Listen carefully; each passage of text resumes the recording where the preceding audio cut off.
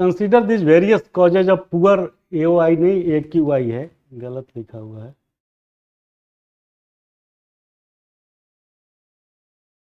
Poor AQI, air quality index of Delhi, and find out most suitable one. तो farm fires in Punjab, use of coal in tandoors, tandoori रोटी है, tandoori chicken जो बनता है तो उसमें से देखा होगा बड़ा स्मोकी निकलता है। Construction activities, diesel vehicles and generators, ये आसान है क्वेश्चन, ये भी है सही, ये भी है, कंस्ट्रक्शन एक्टिविटीज भी है, डीजल व्हीकल एंड जनरेटर भी है। ओपन बर्निंग ऑफ वेस्ट, खुले में जो है जो कूड़ा करकट है उसको जलाने से। Without sprinkling sweeping on road, Delhi में जगह जगह मैंने देखा स्प्रिंकलिंग के लिए जो है एक ट्रक पानी का लिए चलता रहता है और वो पहले पानी छिड़काव करता है फिर सफाई होती है, जिससे डस्ट जो है ऊपर ना उठे।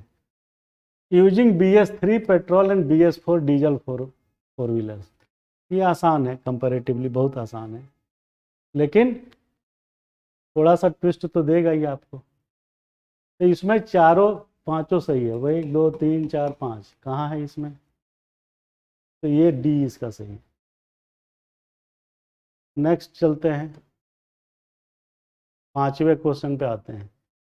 अब देखिए ये पांचवा क्वेश्चन जो है आपका करंट अफेयर से भी रिलेट करता है। कैसे रिलेट करता है, क्योंकि इस पे अभी इसी वर्ष जो है 2022 में ये एक्टिविटीज पूरी हुई है।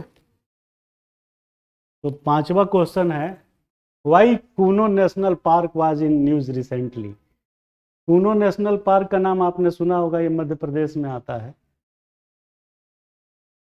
ठीक है। तो कह रहा है कि इस पे विचार करिए, 4 ऑप्शन दिया है, उसके बाद फिर आएगा स्टेटमेंट के बाद ऑप्शन आएगा। ये कह रहा है कि cheetah has been released in this park Madhya Pradesh by chief minister of Madhya Pradesh after 70 years to restore balance in the ecosystem. 70 वर्ष पहले हमारे देश से चीता गायब हो गए थे,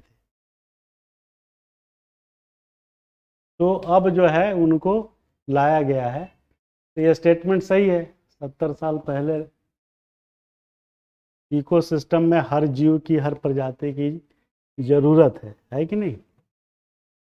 दूसरा कह रहा है कि चीता will help in the restoration of open forest and grassland ecosystem in India, बिल्कुल सही बात है, पूरा दौड़ लगाता है चीता। चीता जो है सबसे तेज धावक होता है, स्प्रिंटर बोलते हैं ना उसको, वो पूरा उसका बॉडी इतना छलांग मारता है कि, लेकिन एक स्ट्रेच में बहुत दूर नहीं भाग सकता, 100-150 मीटर के बाद वो रुक जाता है, तेज धावक। तीसरा कह रहा है चीताज आर ब्रॉड फ्रॉम नामीबिया, ये बात सही है, which is located in south America. अब यहीं पे गड़बड़ी है, अगर आपने ध्यान नहीं दिया तो नामीबिया जो है साउथ अमेरिका में नहीं आता है, अफ्रीकन कंट्री में आता है। और आप जल्दी के चक्कर में ठीक से पढ़िएगा, पूरा नहीं, आँख से पढ़ लीजिएगा, दिमाग से मैपिंग करिएगा नहीं, तो आप फट से आगे बढ़ जाएंगे कि हाँ चीता नामीबिया से आया था, मुझे which is located in south America. तो अमेरिका जो है अफ्रीका को अमेरिका पढ़ लीजिएगा, या अमेरिका को अफ्रीका पढ़ लीजिएगा आप जल्दीबाजी में। तो ये सेंटेंस गलत है, क्योंकि साउथ अमेरिका नहीं, अफ्रीकन कंट्री में आता है नामीबिया, वहाँ से आया था। Cheetah became no longer existing in 1952 in India, ये बात सही है, 70 सालों से देश में है नहीं। तो 3 जो है गलत हो गया। क्यों गलत हुआ, क्योंकि नामीबिया अफ्रीका में आता है। तो 1 2 4, ये क्या हो गया इसका ऑप्शन,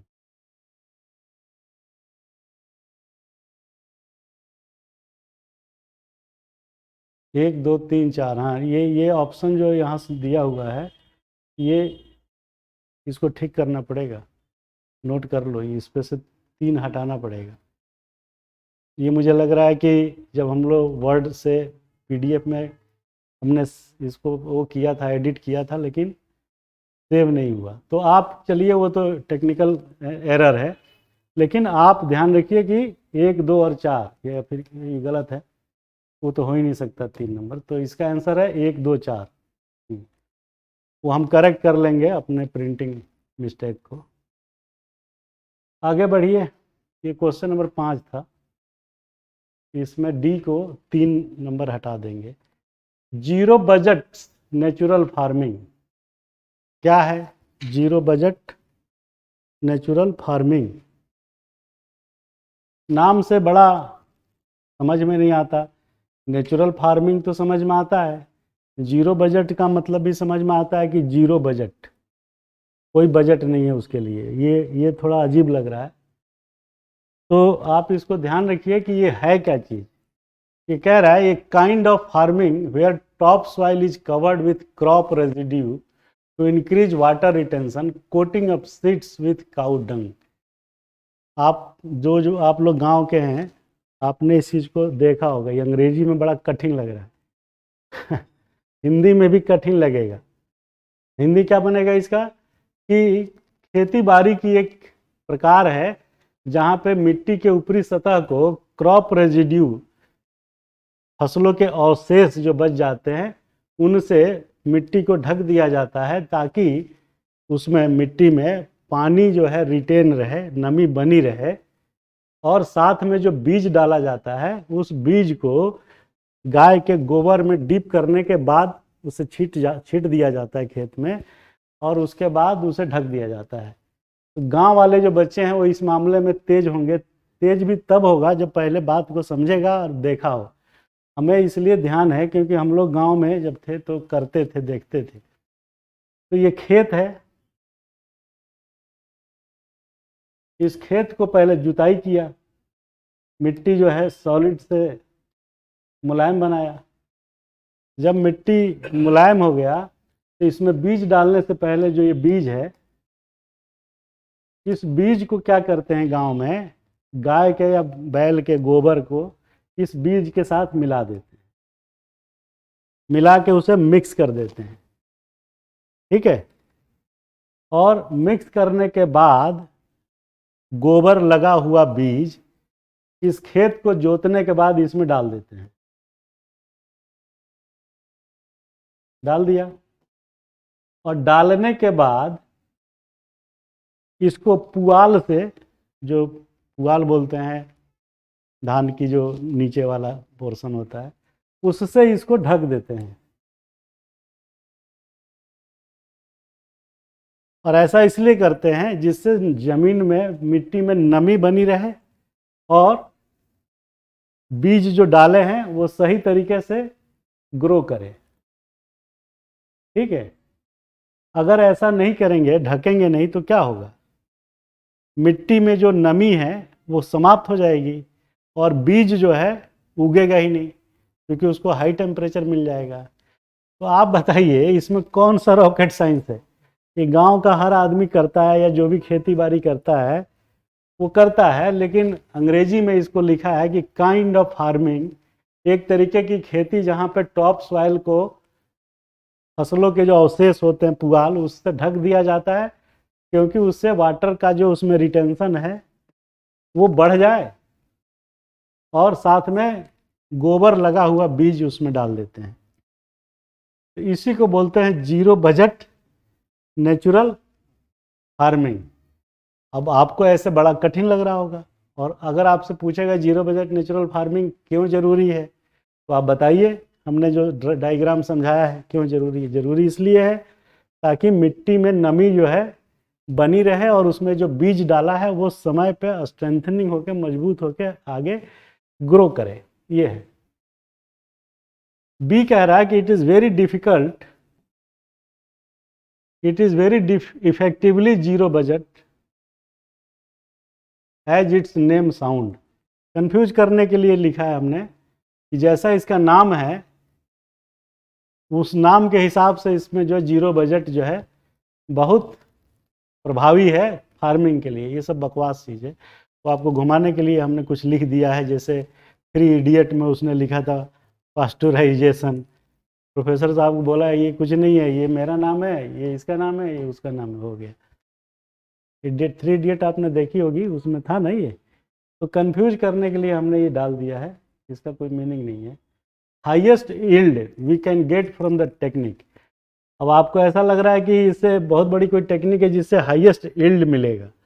यील्ड का मतलब होता है कि प्रति एकड़ या प्रति बीघा या प्रति कट्ठा या प्रति हेक्टेयर कितनी फसल जो है, क्वांटिटी कितना क्वांटम जो है आपको प्राप्त हुई, उसको बोलते हैं हाईएस्ट यील्ड।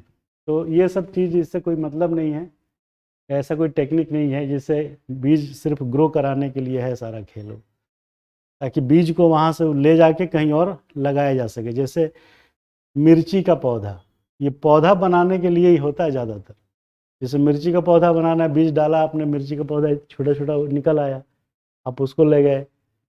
फूलों की खेती में बीज से पौधा बनाने के लिए ले जाते हैं। उसके क्या नाम है, गोभी का पौधा। तो जिसका भी पौधा, छोटा पौधा रोपाई के काम आता है, होता है ना, तो पौधा निर्माण के लिए ज़्यादातर ये यूज किया जाता है। क्योंकि तमाम फसलें ऐसी है जो सीधे बीज डाल के आप ग्रो नहीं कर सकते, उसका पौधा लगाना पड़ता है। तो पौधा कहाँ से आएगा, बीज से ही तो बनेगा, जो हमने दो चार बताया।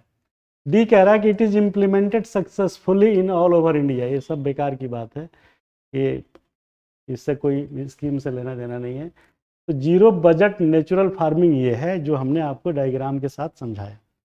क्लियर है?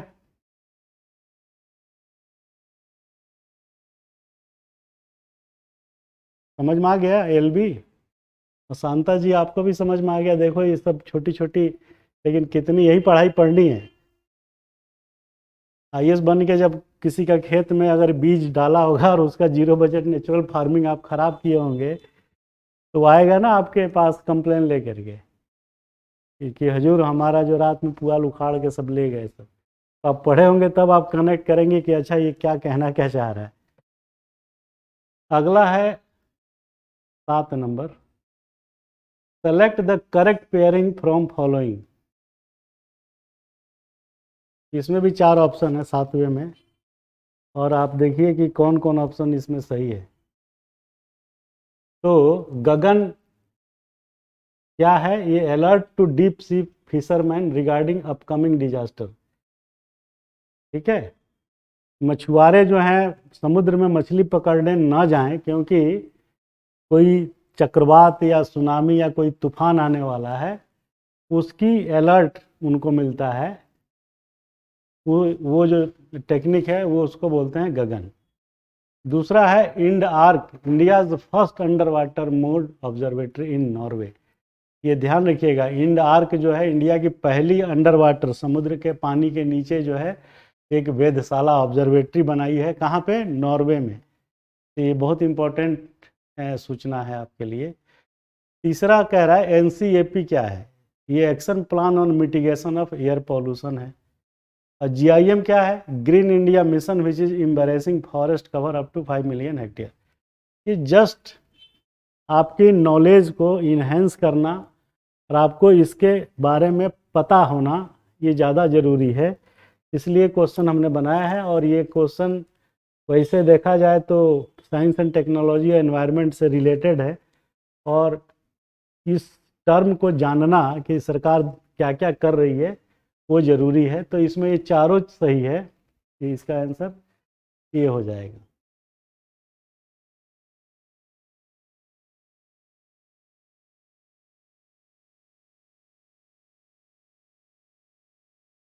ये क्वेश्चन ये है, as share of their geographical area following states to be put in descending order regarding forestry. तो इसमें आपको ये भी जनरल अवेयरनेस का क्वेश्चन है कि सबसे ज़्यादा जो है किस राज्य में फॉरेस्ट्री जो है सबसे ज़्यादा किस राज्य में है, और उसके बाद उसको जो घटते क्रम में बताइए। तो सबसे सबसे जो डिसेंडिंग ऑर्डर कह रहा है, तो सबसे डिसेंडिंग ऑर्डर मतलब जो सबसे ज़्यादा वाला, जो सबसे ज़्यादा है पहले उसको लगाइए, और उसके बाद उससे कम, फिर उससे कम, फिर उससे कम, ऐसे डिसेंड घटते क्रम में बताइए कि किसके यहाँ सबसे ज़्यादा क्षेत्रफल जो है फॉरेस्ट्री का है। तो सबसे ज़्यादा जो है लक्षद्वीप है, मिजोरम है, अंडमान है, मेघालय और मणिपुर है। दूसरा है मणिपुर, मिजोरम, मेघालय, अंडमान, लक्षद्वीप। ये आप सीक्वेंस रट लीजिएगा, ये इसका आंसर जो है सीधा सीधा ये है। लक्षद्वीप में सबसे ज़्यादा है, मिजोरम में है, अंडमान में है, फिर मेघालय और मणिपुर। ये सेंटेंस आपको याद रखना पड़ेगा, क्योंकि ये क्वेश्चन ज़्यादातर आता है कि फॉरेस्ट्री का एरिया किस स्टेट में सबसे ज़्यादा है, और उसके बाद डिसेंडिंग ऑर्डर में उसका क्रम लगाइए। तो इसका ए है आंसर, इसमें बहुत ट्विस्टिंग नहीं है।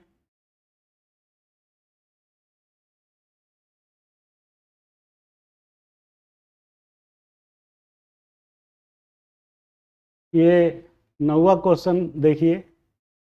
As of 2019 total forest cover in India accounts for 22% of the total geographical area, that is 71 million hectare.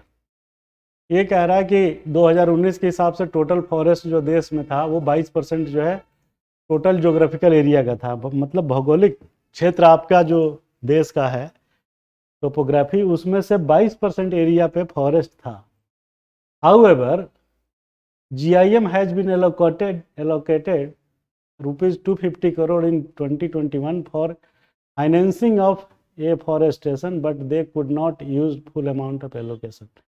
जरा उस पर टाइप करिए GIM, मैं भूल रहा हूँ।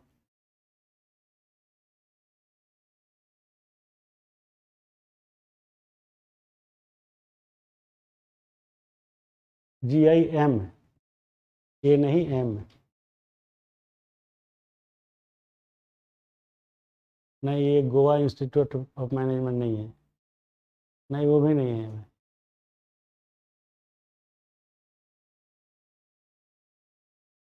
GIM टोपोग्राफी करके देखो।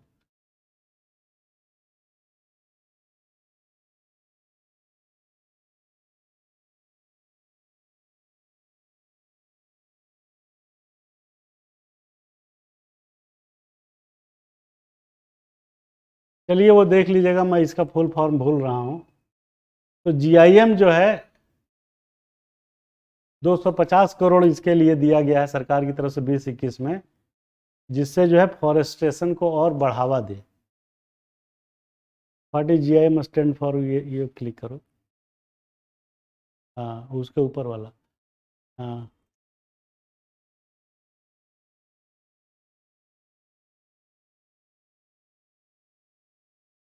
तो दूसरा जो है ये सेंटेंस पहला सही है। दूसरा, कैंपा फंड के बारे में हमने आपको बताया था कि कैंपा फंड क्या है। ये 2016 में एस्टेब्लिश हुआ है।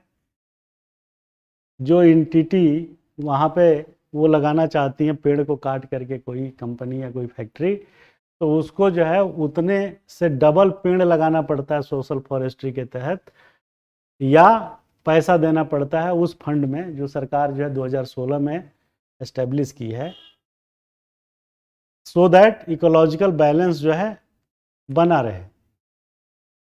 तीसरा है, the objective of Campa is making artificial plantation, wild life and forest protection. अब आप देखिए, ये आपको घुमाने का काम जो है किया है, तो 9 नंबर में आप घूमिएगा मत। ऑब्जेक्टिव जो कह रहा है कैंपा का आर्टिफिशियल प्लांटेशन, ये चीज़ कह रहा है।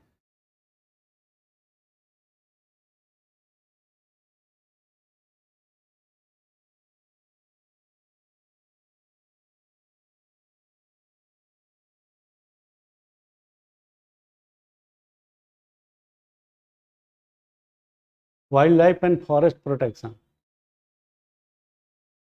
और चौथा कह रहा है कि basically Campa is real sense of concept which is fully meeting the requirement of suitable development.